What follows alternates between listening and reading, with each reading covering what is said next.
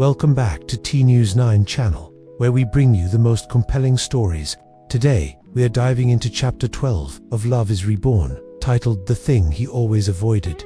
Jack had always prided himself on his ability to dodge uncomfortable conversations. He framed it as staying calm, a way to keep the peace. But his ex-wife, Emily, had a different name for it: not listening. That phrase echoed in his mind, haunting him throughout the morning. It was a simple accusation, but it cut deeper than any loud argument ever could. As lunchtime arrived, Jack found himself sitting alone, the solitude offering no comfort.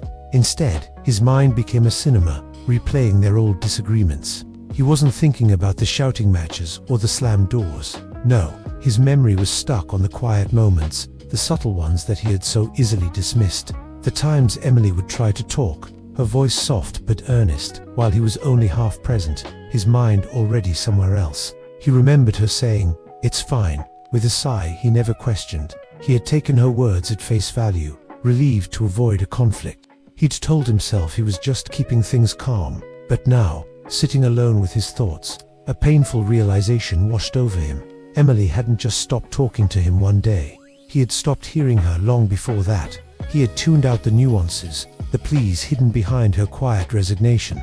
The problem wasn't her silence, it was his deafness. That afternoon, propelled by this new, uncomfortable clarity, Jack did something he hadn't done in years, something he had actively avoided. He picked up his phone and called his sister. When she answered, he didn't waste time with small talk. "I think I messed up," he confessed, the words feeling heavy and foreign on his tongue.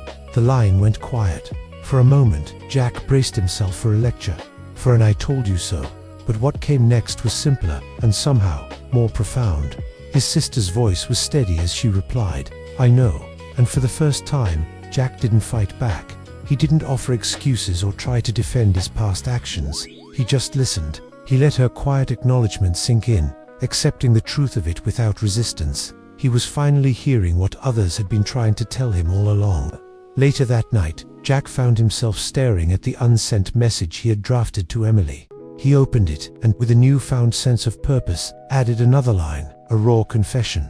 "I didn't hear you when you were asking me to." As he typed the words, a tightness seized his chest, a familiar ache of regret. But alongside it, something else stirred a strange feeling of lightness. It was the feeling of a weight being lifted, a burden he didn't even realize he was carrying. For the first time in a very long time, Jack wasn't running from the truth. He was facing it, head, and in that simple act of honesty, a new chapter was beginning.